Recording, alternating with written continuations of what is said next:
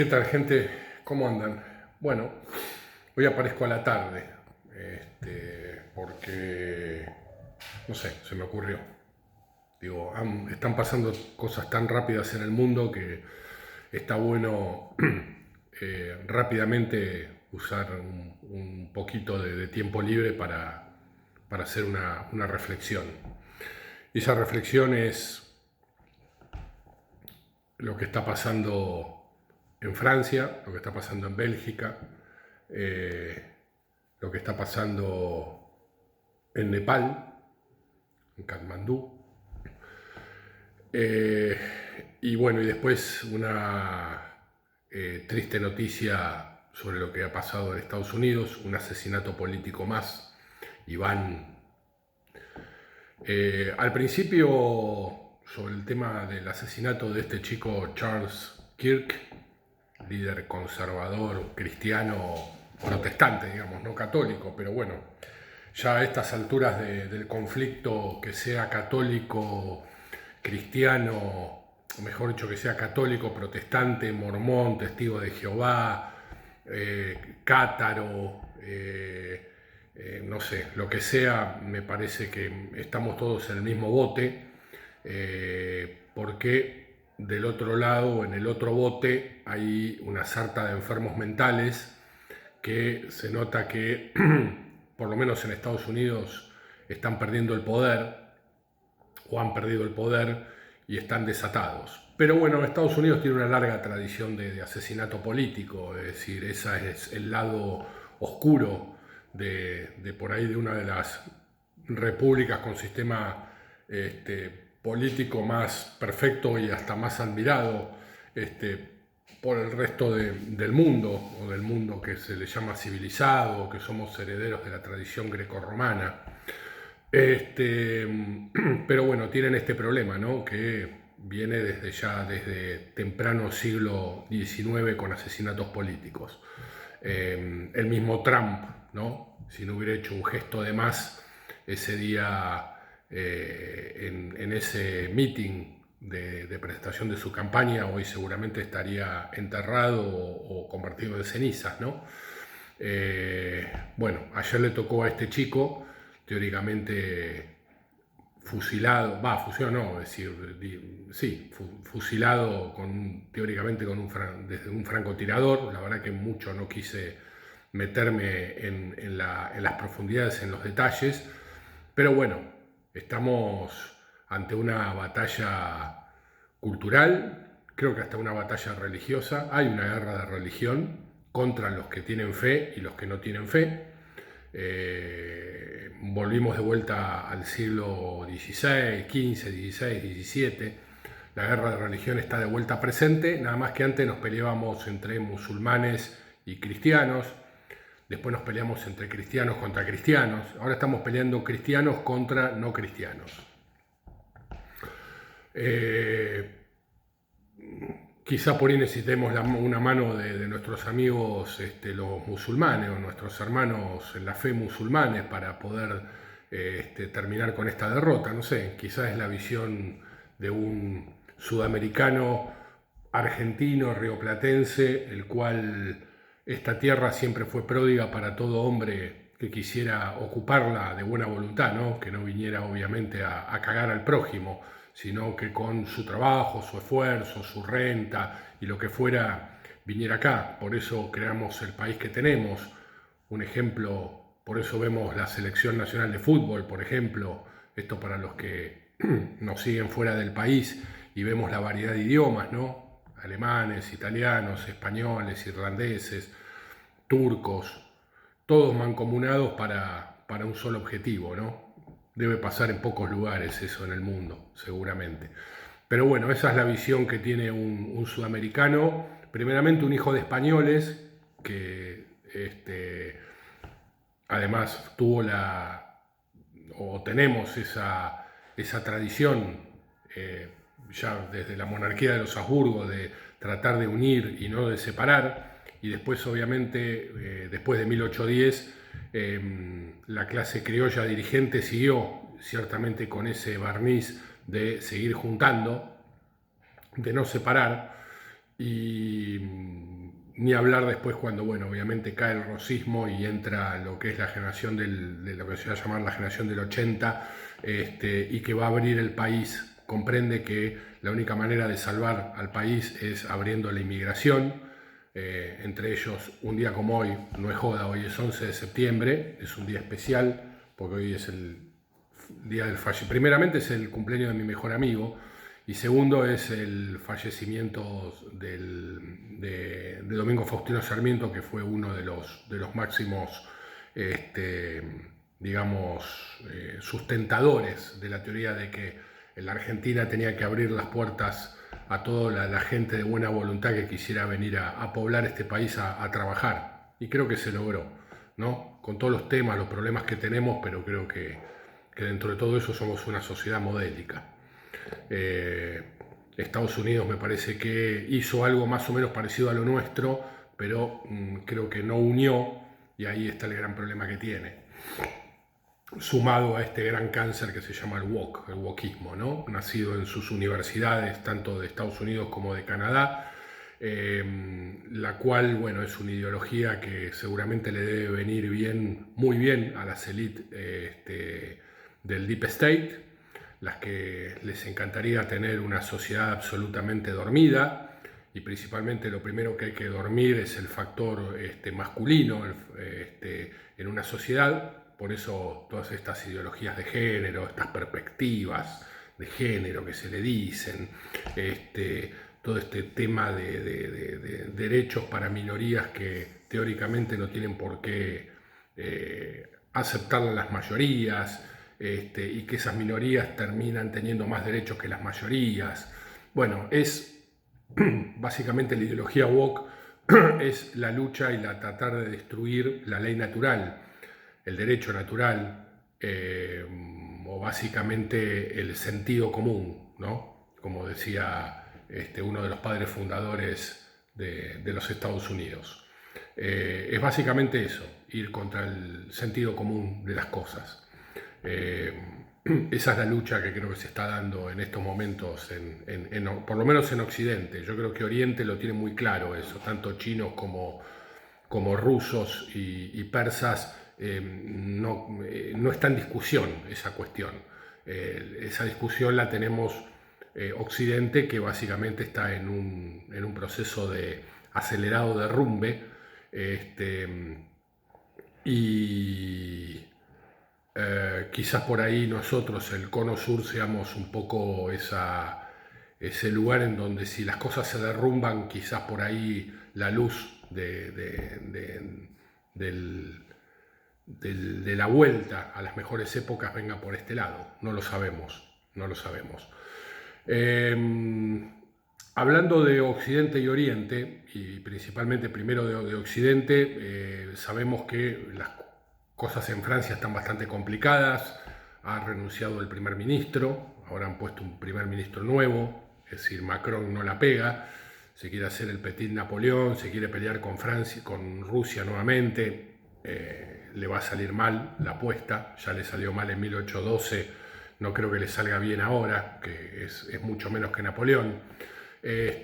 Alemania está destartalada, los países nórdicos con su política de apertura sin razón y sin ningún tipo digamos, de proceso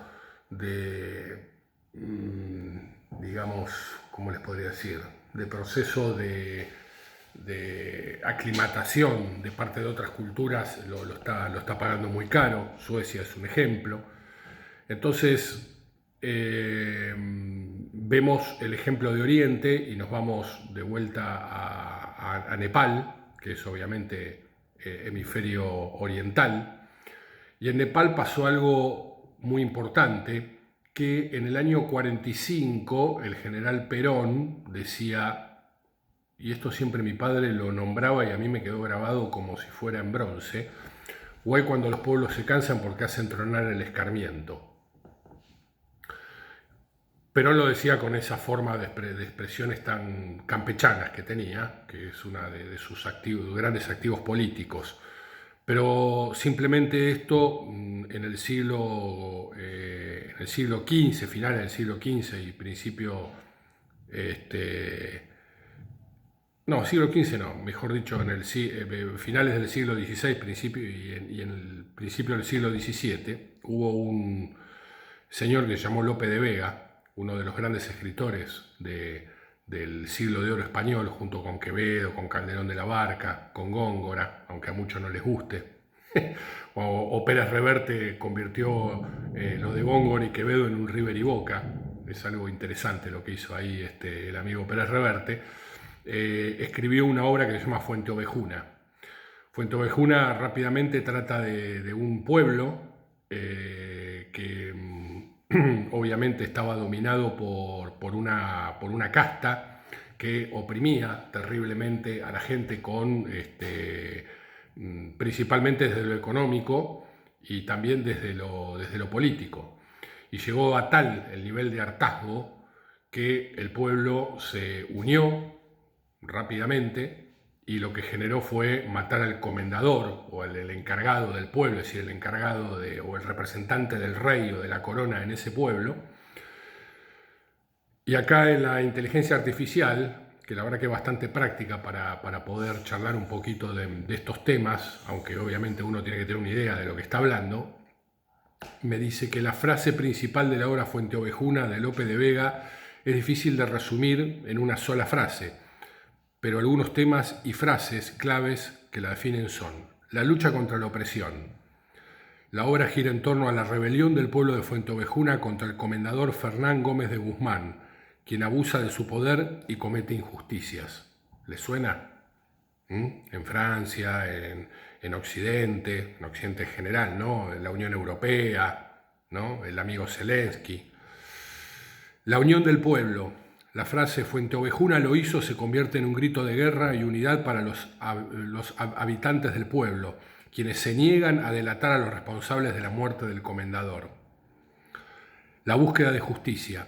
La obra explora la tensión entre la justicia popular y la justicia institucional, y cómo el pueblo busca hacer valer sus derechos y proteger su honor. Bien.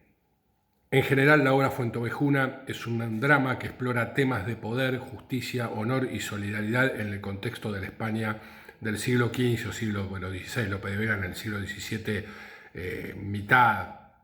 llegando casi a mitad del siglo XVII, ya era un hombre muy mayor. Su vida activa lo llevó durante el siglo XVI, es más, fue soldado de los tercios de Flandes, fue cura o monje, se casó, bueno, fue un personaje importante. Algunas frases destacadas de la obra incluyen: Fuente Ovejuna lo hizo, la respuesta unánime del pueblo cuando se les pregunta quién mató al comendador. ¿Y quién mató al comendador? Fuente Ovejuna, señor. ¿Quién es Fuente Ovejuna? Todo el pueblo, a una. Un diálogo que ilustra la solidaridad y unidad del pueblo. Es decir, el pueblo no se entregó ante la casta o ante la élite que venía a reclamar por uno de sus esbirros muertos. Esto es lo que pasó en Nepal, ¿no? Es decir, un país de Oriente que seguramente ni debe saber quién es Lope de Vega, porque aparte Nepal no fue nunca una colonia o un territorio de ultramar español o portugués, sino fue inglés.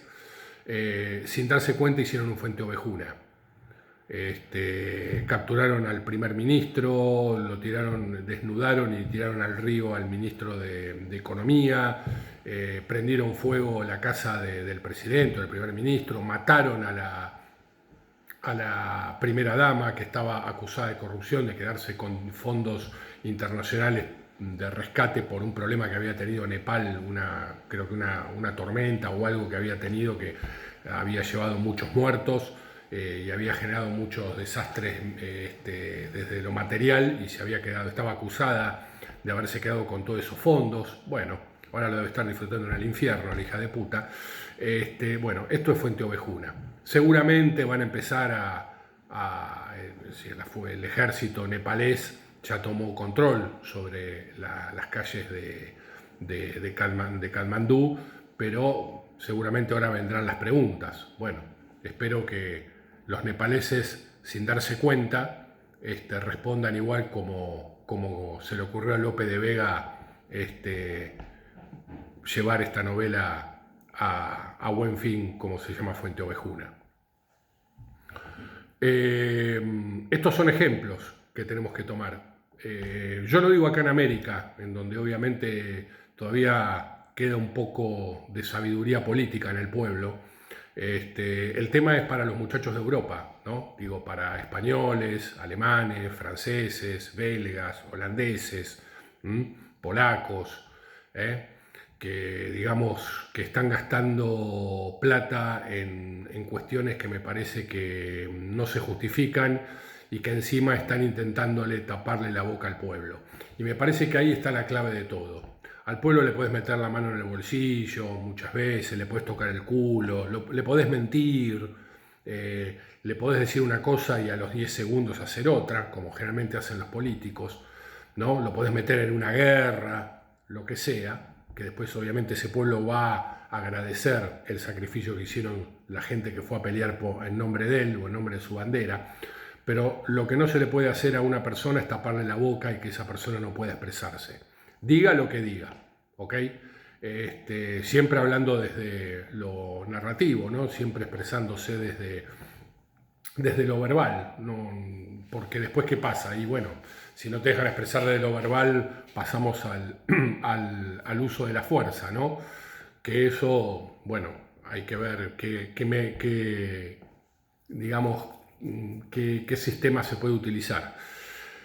Así que esto fue básicamente un Fuente Ovejuna lo que pasó en este país de Oriente, y un país de signo comunista, es decir, acá vemos un poco cómo estos países que hablaban tanto de la libertad y que se habían fundamentado en la libertad del pueblo y del nuevo hombre y de tener un ser que sea mucho más perfecto que el ser capitalista y occidental y cristiano, y no creer en absolutamente ningún tipo de fe, y que solamente la sociedad iba a salvar al hombre. Bueno, ahí tienen, ¿no? Ahí tienen los grandes ejemplos, ¿no?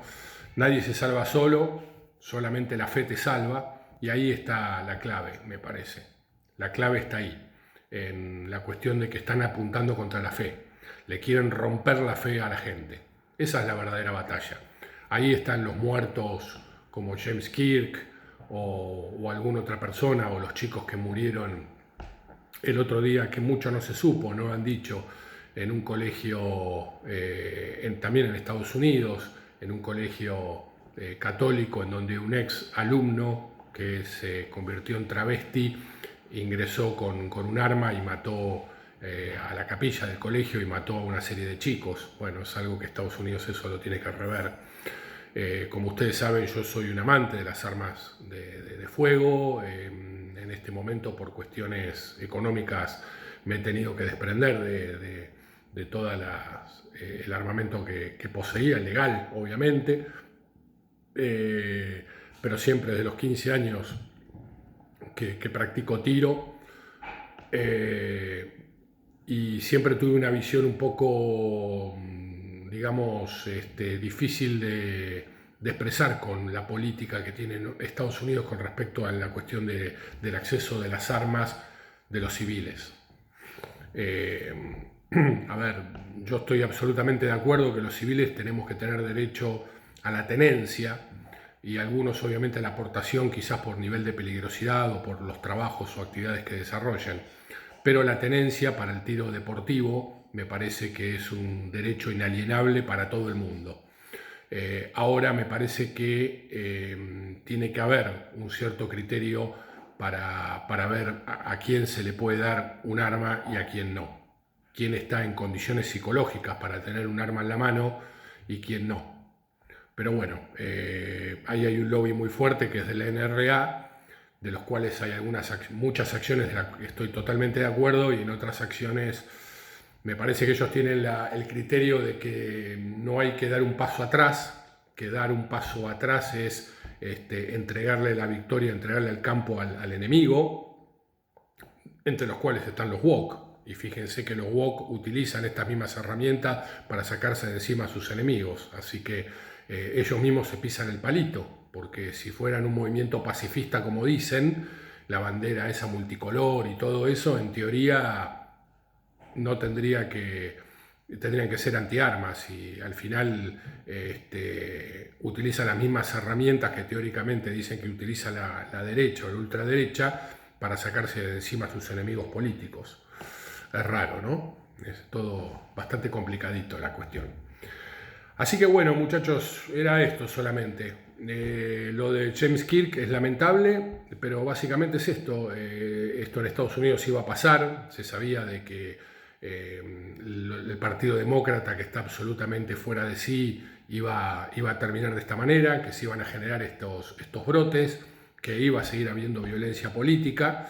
Le tocó a este hombre James Kirk, seguramente después buscarán algún otro del otro lado, y así seguirá el sicariato en la política norteamericana. Pero básicamente es eso, es una lucha por la fe, es una guerra religiosa. En el fondo termina siendo una guerra religiosa.